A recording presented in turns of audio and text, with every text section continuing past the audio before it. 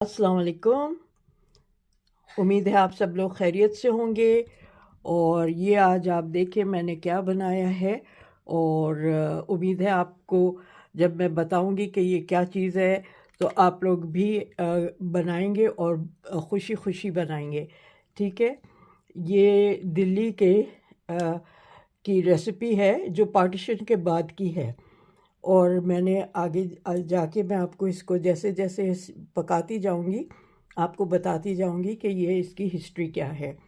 लेकिन फ़िलहाल मैं सिर्फ ये बता रही हूँ कि ये पार्टीशन के बाद दिल्ली में बहुत पॉपुलर हुई है ये वाली रेसिपी। और ये निकली थी दिल्ली के रिफ्यूजी कैंप से। ठीक है।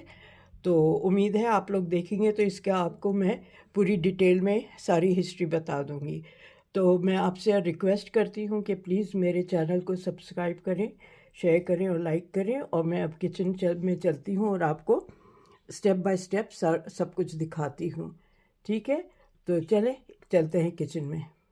जो मैंने अभी आपको हलवा दिखाया मैंने जो बनाया है और इतना अच्छा भुना हुआ और बादाम पिस्ते के साथ, अब मैं उसका आपको इंग्रेडिएंट्स दिखा रही हूँ और उसके साथ साथ मैं आपको वो दिखा रही हूँ कि क्या क्या चीज़ें डलेंगी।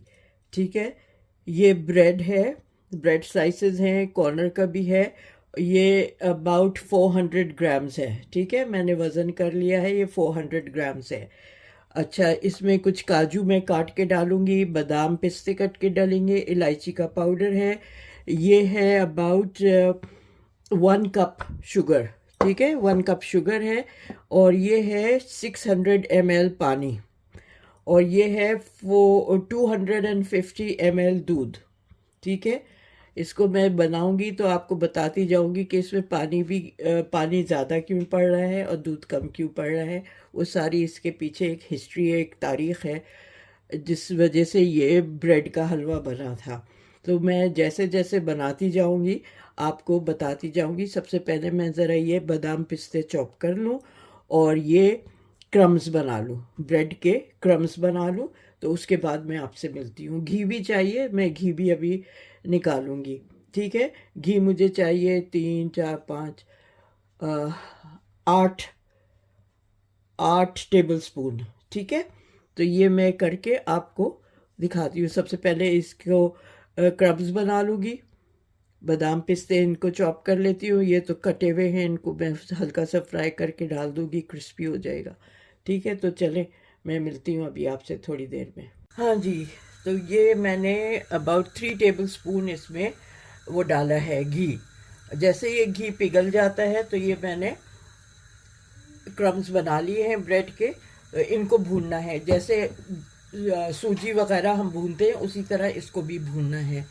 तो ये जैसे ही मेल्ट हो जाएगा तो मैं ये डालूंगी। ठीक है। अब आपको ये एक इसकी हिस्टोरिकल वो है कि जब पार्टीशन हुआ था उस वक्त ये रेसिपी आई थी।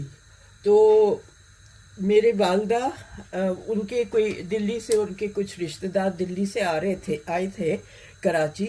मैं उस वक्त 12-13 साल की थी। तो जब वो लोग आए थे तो उन्होंने आके, उनको पता था मेरी अम्मी को, मेरी परनानी को, इन लोगों को मीठे का बहुत शौक़ है। तो उन्होंने पूछा आप लोगों ने एक ख़ास हलवा है वो खाया है? कौन सा हलवा? मैंने कहा भाई हम लोगों ने रेफ्यूजी कैंप में जो पंजाब से लोग आके बसे थे दिल्ली में, तो उन लोगों से हम लोगों ने सीखा है। और उन लोगों को वो मिलता था राशन। तो जो राशन में उनको सुबह नाश्ते की डबल रोटी, चीनी, मक्खन और दूध मिला करता था। तो जब वो ऐसा हो कि कोई खुशी का वक्त है, उनका दिल चाह रहा है मीठा खाने को, या कोई किसी का कोई बच्चा हो गया, तो वो लोग उस वक्त ये बनाते थे। अच्छा, उस वक्त ये तो क्रम्स तो नहीं बनाते थे, वो डबल रोटी को पानी में भिगो देते थे। ठीक है। पानी में भिगो के और फिर उसको मक्खन में भूनते थे जब वो सॉफ्ट हो जाते थे। तो उन्होंने फिर हम लोगों जो कराची में हम लोग थे, हम किसी को भी नहीं आता था वो हलवा। तो उन्होंने फिर दिखाया था कि ये कैसे बनता है। तो ये जब से ये रेसिपी का है। और ये दिल्ली में वो कहते हैं ये रेफ्यूजीज़ का वो है इजाज़। और उनको क्योंकि राशन मिलता था, ज़्यादा नहीं होती थी ये चीज़ें, एक लिमिटेड अमाउंट में होती थी, तो वो लोग एक दूसरे का अगर कोई भी खुशी होती थी कि एक दो ब्रेड इसके बचे हुए स्लाइस उसके बचे हुए, वो मिला मिलू के ये मीठा बनाते थे। ठीक है, तो वो जो है वो इसी तरह ये हलवा डबल रोटी, एक तो डबल रोटी से वो बनता है शाही टुकड़े। जब उन्होंने कहा ये डबल रोटी से हलवा भी बनता है तो हम लोगों को बहुत अच्छा लगा था, बहुत मज़े का लगा था। और उसके बाद से काफ़ी दफ़ा ये बना। तो ये इसकी हिस्ट्री है कि ये कैंप में दिल्ली में जब पाकिस्तान से पाकिस्तान के पंजाब से लोग गए थे और वहाँ कैंपों में रुके थे, तो ये उस वक्त ये रेसिपी बनी थी। ठीक है, तो चले मैं इसको भूनती हूँ। अच्छा क्रिस्पी कर रहे हैं इसको, तो ये भून के मैं आपको दिखाती हूँ। ये देखिए, ये मैं भून रही हूँ जब तक कि ये अच्छी तरह गोल्डन ब्राउन नहीं हो जाता। ठीक है, क्रिस्पी भी हो जाएगा और गोल्डन ब्राउन भी होगा। तो मैं आपको बीच बीच में इसका लुक दिखाती जाऊंगी। ये देखें कितनी अच्छी तरह ये भून रहा है। और ये थोड़ा से 10 मिनट और मैं इसको भूनूंगी। ठीक है, अभी 10 मिनट हुए, 10 मिनट और भूनूंगी और फिर इसका बिल्कुल सही टेक्सचर हो जाएगा। फिर मैं आपको दिखाऊंगी कि इसका अगला स्टेप क्या है। देखें, ये हल्का दरदरा सा है और हल्की सी क्रिस्पीनेस अभी आ गई है इसमें। तो बस ये 10 मिनट के बाद मैं आपको दिखाऊंगी कि क्या होना है इसका। ठीक है, हाँ जी, देखें ये हो गया है बहुत अच्छी तरह। बस इसमें ये है कि आपको मुसलसल इसको चलाना है ताकि ये ना हो कि नीचे से ब्राउन हो जाए, ऊपर से ये ठीक से ना हो। तो ये जैसे आप सूजी को मुसलसल चलाते हैं या जब मैदे का हलवा बनाते हैं तो मुसलसल चला रहे होते हैं, उस तरह से इसको चला चला के इवन, ताकि इवन कलर आए। तो बस ये हो गया है। अब मैं इसको एक प्याले में निकाल लेती हूँ, फिर आगे दिखाती हूँ आपको। अच्छा जी, अब मैंने इसमें से निकाल लिए हैं क्रम्स सारे और मैं इसमें ये पानी डाल रही हूँ 600 ml। ठीक है, और ये मैं डाल रही हूँ 250 ml दूध। ठीक है, इसका शीरा बनेगा। तो उस ज़माने में दूध वगैरह इतना आसानी से नहीं मिलता था और ये तो होता ही नहीं थे चॉपर्स वगैरह, तो वो लोग पानी में भिगो के इसको करते थे। तो अब ये जो है मैं इसमें शीरा बनाती हूँ। इसमें मैं 1 कप चीनी डाल रही हूँ। आप अपने हिसाब से डालिएगा, अगर आपको कम लगे तो और कर लीजिएगा या ज़्यादा हो तो कम कर दीजिएगा। तो ये शीरा ये बन जाए तो फिर मैं आपको दिखाती हूँ कि शीरा तैयार है, फिर मैं इसमें और चीज़ें करूँगी। अच्छा, मैं आपको एक चीज़ दिखाना चाह रही हूँ कि ये ओरिजिनली तो इसमें नहीं डला था। ये मेरे पास आधे से कम कैन में कंडेंस्ड मिल्क था, तो मुझे ये था कि कहीं ख़राब ना हो जाए ये, तो मैंने ये भी इसमें डाल दिया है। अबाउट 3 टेबल स्पून होंगे, तो वो मैंने इसमें शामिल कर लिया है, तो ताकि इसमें फिर ये शामिल ज़ाया ना हो। ठीक है, मैंने किसी चीज़ में इसको इस्तेमाल किया था, ये बचा हुआ रखा हुआ था, तो मैंने इसमें वो डाल दिया है। बस ये एक दफ़ा ज़रा सा शीरा बॉईल आ जाए इसमें, तो फिर मैं इसमें ये जो है जो मैंने ब्रेड क्रम्स को भुना है वो इसमें डाल दूँगी। ठीक है, एक बॉईल आ जाए फिर डालती हूँ। ये 1 टीस्पून मैं इलायची पाउडर डाल रही हूँ। ठीक है, ये भी इसमें डल गया। तो बस जैसे ही बॉईल आएगा तो मैं इसमें क्रम्स डाल दूँगी। चलें जी, बॉईल आ गया है पानी इसमें दूध में, तो अब मैं इसमें ये डाल रही हूँ सारे क्रम्स। ठीक है, ये डाल के और इसको जैसे अब हम लोग भूनते हैं हलवे को सूजी के, उसी तरह इसको इसमें भूनना है ताकि इसका सारा जो लिक्विड है ये इवेपोरेट हो जाए। अच्छा, आज अभी रिसेंटली मुझे किसी ने ला के दिया था दिल्ली से, वहाँ पे जो चांदनी चौक है वहाँ पे ये हलवा मिलता है अभी भी, और इसी उससे मिलता है। तो अब उन्होंने, क्योंकि इतना टाइम वो हो गया है, अब तो वहाँ किसी चीज़ का राशन नहीं है, तो अब वो लोग इसमें खोया वगैरह भी डालते हैं। तो वो भी मैंने खाया था, तो बहुत ही मज़े का लगा था मुझे। ये तो मैं आपको ओरिजिनल जो है वो दिखा रही हूँ, और मैंने खोया वगैरह कुछ नहीं डाल रही हूँ इसमें। लेकिन अब जो आप लोग चाहें तो इसमें ये मैं बेसिक जो रेसिपी है वही दिखा रही हूँ।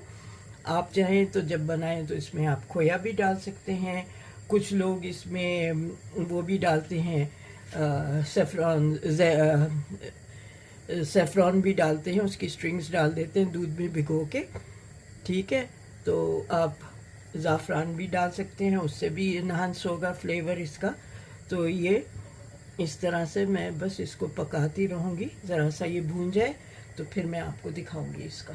देखें कितना इसने ब्रेड क्रम्स ने एब्जॉर्ब कर लिए सारा जो लिक्विड था। अब ये और अच्छी तरह भूनेगा। अभी थोड़ा सा मैं इसमें अभी तक मैंने 4 चमचे घी के डाले हैं। अभी मैं ज़रा सा ये और एब्जॉर्ब कर ले, उसके बाद 2 चमचे और घी के डालूँगी इसमें, ताकि ये भूनने में अच्छी तरह इसको भून जाए ये।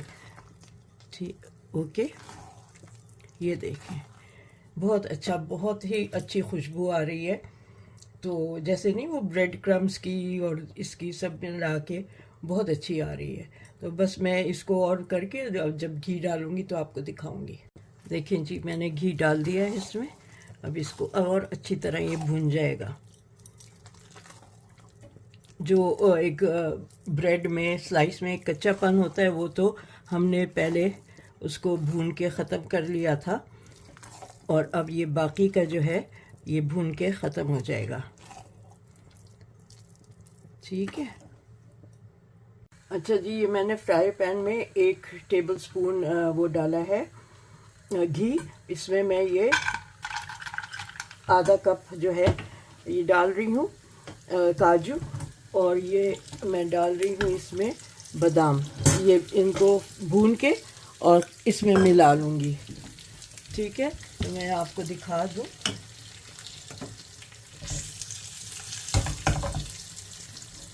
पिस्तों को मैं नहीं फ्राई करूँगी, पिस्ते ऐसे ही रहने दूँगी। सिर्फ काजू और बादाम को मैं इस तरह से फ्राई करके इसमें मिलाऊँगी। ये मैं इसमें मैंने डाल दिया है काजू और बादाम रोस्ट करके और घी में। ठीक है, अच्छा, जो अभी मेरे पास वहाँ से आया था ना दिल्ली से हलवा, उसमें उन्होंने 2 तरह के भेजे थे। एक ब्राउन ब्रेड में भी बना हुआ था, तो जो ब्राउन ब्रेड में था वो ज़रा सा डार्क कलर का था, और एक पोर्शन उन्होंने वाइट ब्रेड का भेजा था। तो ये आप दोनों वो यूज़ कर सकते हैं, या तो ब्राउन ब्रेड भी यूज़ कर सकते हैं और ये वाइट आटे का भी यूज़ कर सकते हैं, वाइट मैदे का। ठीक है, तो चलें मैं इसको और थोड़ा सा मिक्स करके फिर दिखाती हूँ आपको। इतना अच्छा भुन गया है कि ये अब घी छोड़ रहा है। आपको यहाँ नज़र आ रहा होगा ये घी अलग हो रहा है। तो बस ये भुन गया है, तैयार है। अब मैं इसको डिश आउट करके आपको दिखाऊंगी। हाँ जी, तो आपने देखा कि ये किस चीज़ से हलवा मैंने बनाया है, और बहुत इजी है, बहुत सिंपल है। इसको तो अब 4 चांद तो अब लगाए हैं। उस पार्टीशन के ज़माने में ये इसमें कोई नट्स मेवा वगैरह नहीं डाला जाता था। जो भी उन लोगों के पास राशन में चीज़ें होती थी उसी से बनाते थे। ये तो वर्क वगैरह बात की बात है। और अब ये है कि आप इसमें 4 चांद लगा दें, इसमें आप नट्स डाल दें।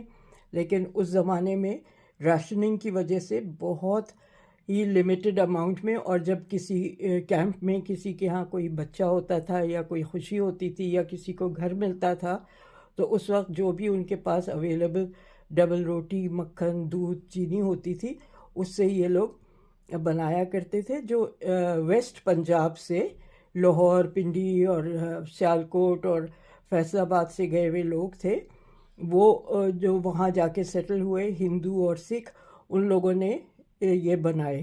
ठीक है, और इस तरह से उन्होंने खुशियाँ की थी और अपनी खुशियों में इस तरह से मीठे बनाते थे। वहीं से ये फिर हमारे यहाँ जो दिल्ली में हमारे रिश्तेदार रहते हैं वो लेकर आए थे और उन्होंने हमें ये यहाँ बना के दिखाया था, खिलाया था। अभी भी वहाँ दिल्ली में, पुरानी दिल्ली में चांदनी चौक पे जहाँ मुख्तलिफ पुराने खाने वगैरह मिलते हैं, उनमें एक गली में जिसमें मिठाई होती है, मीठे होते हैं, खीर, शाही टुकड़े वगैरह मिठाइयाँ, उस गली में ये अभी भी मिलता है। तो मैंने सोचा आप लोगों के साथ भी शेयर कर लूँ। उम्मीद है आपको ये मेरी रेसिपी पसंद आएगी और आप लोग मुझे इसका फ़ीडबैक देंगे और मुझे बताएंगे कि ये आपको कैसी लगी है रेसिपी। ठीक है, तो मिलते हैं जल्दी एक और रेसिपी के साथ। जब तक आप अपना ख्याल रखें। Take care. अल्लाह हाफिज़।